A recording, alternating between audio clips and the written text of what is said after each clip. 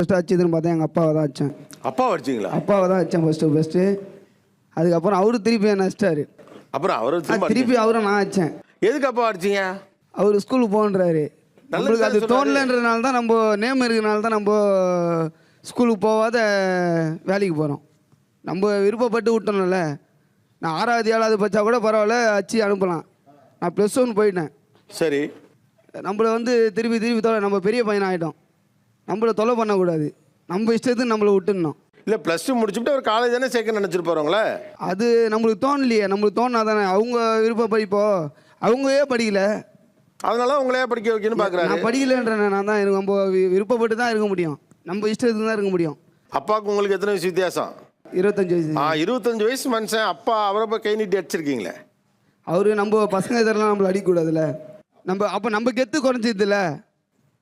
நம்ம நேம் இருக்கிறதுனால தான் பசங்க கூட சுற்றுறோம். நாளைக்கு அவன் நம்மள வச்சது ஜெபக்குமார்.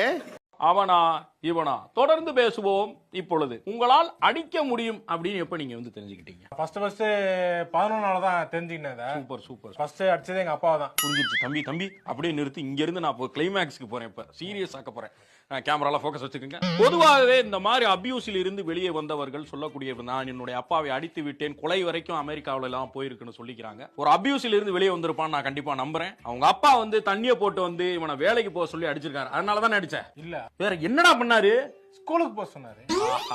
மனுஷனா நீ எல்லாம் ஸ்கூலுக்கு போக சொல்லிருக்கியா? மண்டைய பாரியா. நமக்கு ஒரு நேம்ஸ் இருக்கு. என்ன பசங்க வளர்ந்தாங்க, பசங்கன்னா அப்படியே விட்டுறணும். அப்படியே போக விட்டுறணும். 11 மணி தாண்டுனா போதும்.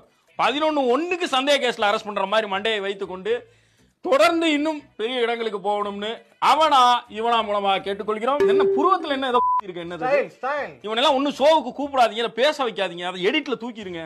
ஏறா கட்டை நீங்க வேலை போனாலும்